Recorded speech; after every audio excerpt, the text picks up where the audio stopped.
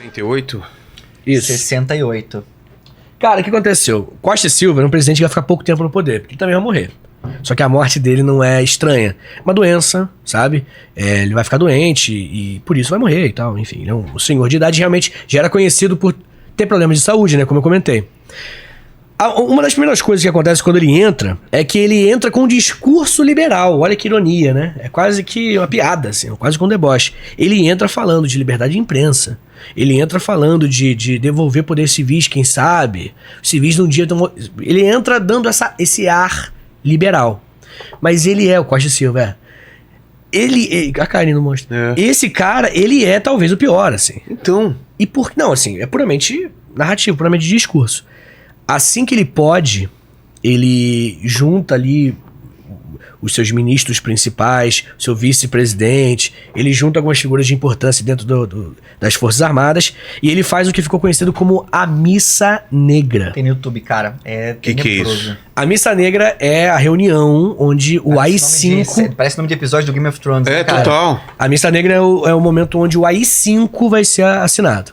E tem essa conversa no YouTube. Sabe, a votação de ministro por ministro da época do AI-5. Exato. E aí, quando acontece essa votação, Quem são os cabeças? Cara, são vários, mas eu acho que os mais importantes, pelo menos que eu me lembro, assim, que mais marcante é o próprio Costa e Silva, né? Ele que entrega o papelzinho pra todo mundo, é isso aqui que eu quero. Tá. O Pedro Aleixo, que vai ser o vice dele, vou falar depois do Pedro Aleixo, que é importante.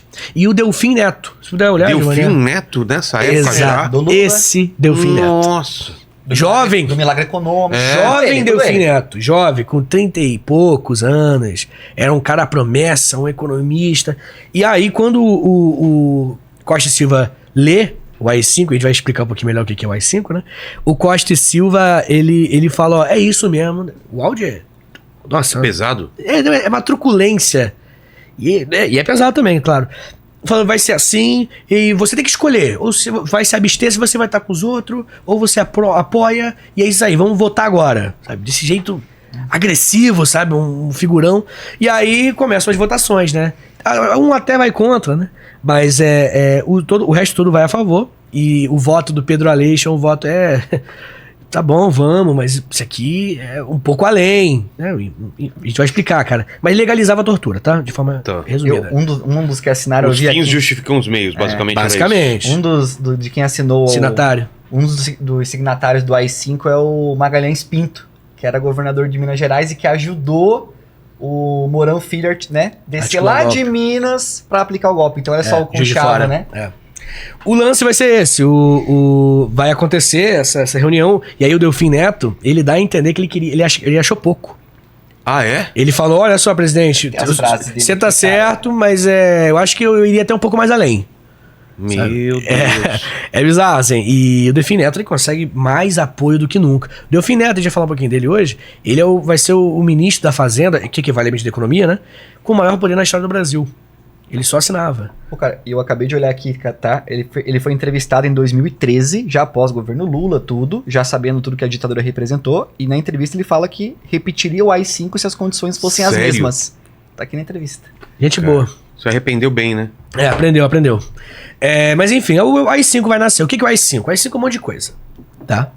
Mas talvez era uma centralização que a gente nunca viu antes do Poder Executivo. A gente, talvez, o principal ponto é o fim do habeas corpus, né? Quando alguém vai preso, você pode falar, pô, mas você prendeu esse cara por quê? Ele não foi julgado que esse cara tá errado. Tem que ser julgado pra depois ver, e aí ele vai preso, beleza. Mas se você prender ele antes, não, tá errado. E aí, geralmente, o bom advogado, ele vai lá e recorre, né, com o habeas corpus, pra falar, ele vai ficar em casa e vai de casa responder legalmente pelo que aconteceu. Sabe, é isso. Não tinha mais. O Congresso também foi posto em recesso indeterminado. Fechou o Congresso. Aquele Congresso já deformadaço, né? Porque muita gente foi caçada. Era de esquerda ainda, na cabeça desses militares, né? Ele ainda era de esquerda. Muita democracia aqui ainda. Muita democracia ainda. Como é que eu posso dizer? A pessoa que era presa durante a ditadura militar, ela ficava legalmente falando, tá? Isso é importante. Não era uma arbitrariedade do soldado, do delegado, não. Ficava por 10 dias incomunicável. Ou seja, eu prendi uma pessoa. sou um soldado lá um militar e tal. Prendi uma pessoa por 10 dias, legalmente, a palavra é essa, legalmente, eu não precisava avisar ninguém.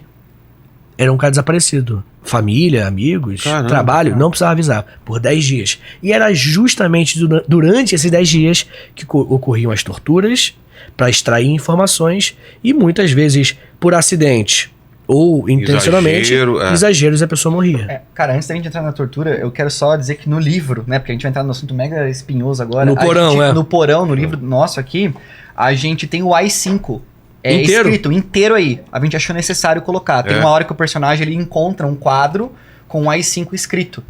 E aí a gente colocou, cara, o texto integral do AI-5, assim. Então eu acho que até a gente falando aqui, cara, parece até uma coisa, a gente tá simplificando muito, mas é tenebroso o documento. Tenebroso. E aí o Brasil, então, ele tá com AI-5, os militares têm poder pra fazer o que querem, e durante 3 ou 4 vezes, agora esqueci, algumas vezes o Congresso foi fechado, durante a ditadura, e nesse momento tá tudo legalizado, tá tudo dentro da lei.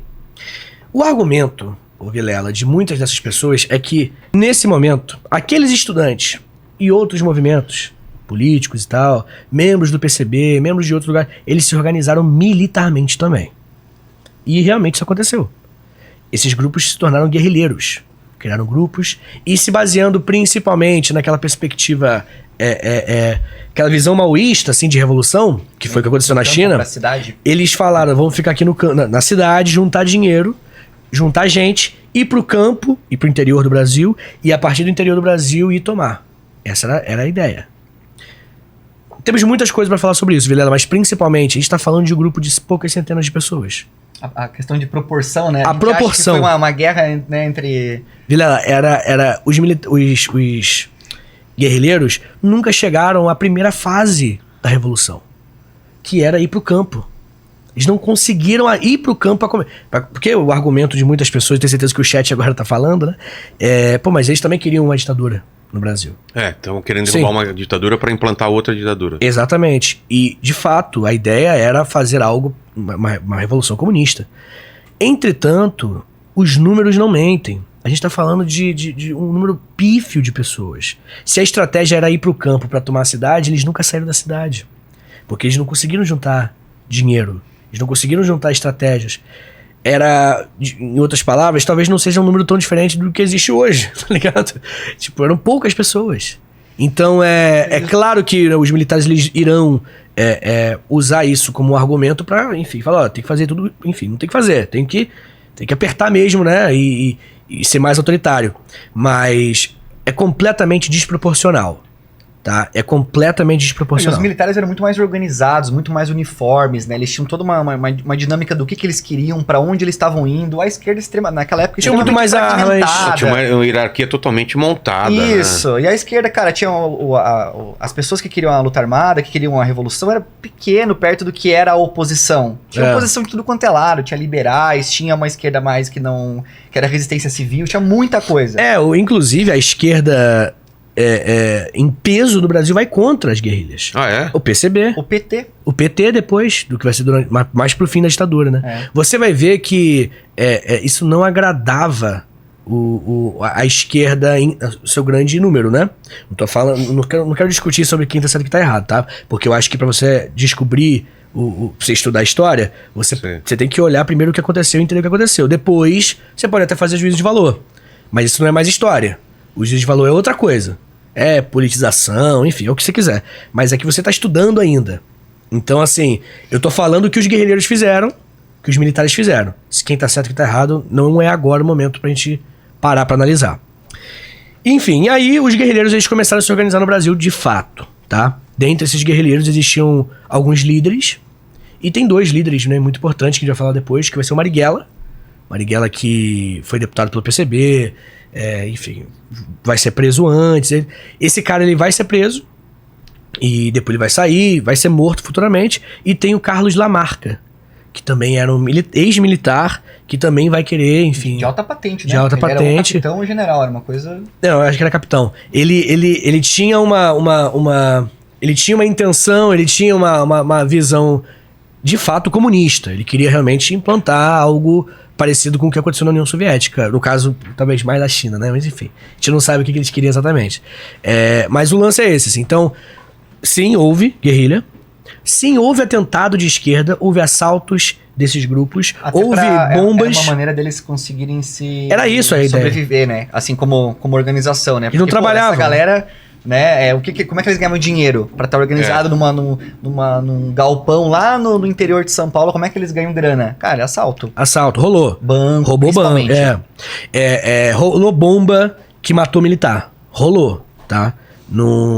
Tô avisando, né, cara? Porque eu acho que o pessoal vai falar, pô, Vitor tá aí omitindo que o outro lado cometeu excesso. Não tô omitindo, houve, sabe? Eu só não tô me importando se é certo ou se é errado, porque acho que não é momento pra gente falar sobre isso. Mas enfim, o ponto é, essas guerrilhas começaram a ganhar força. E quanto mais essa guerrilha, ela aparecia e faziam, enfim, matavam militar e tudo mais, faziam um assalto em banco e tudo mais legítimo para os militares eram seus excessos. Esse é o argumento, inclusive, do PT. Esse é o argumento, inclusive, para contestar a luta armada, que quanto mais violência, né, quanto mais a luta armada ela ganha espaço, mais o militar sente a vontade para engrossar também. Tá. Essa é a linha de pensamento do... E por isso que eles foram contra. E é verdade, né? Muitas vezes Muitas vezes se um lado radicaliza o outro também, né? Então você...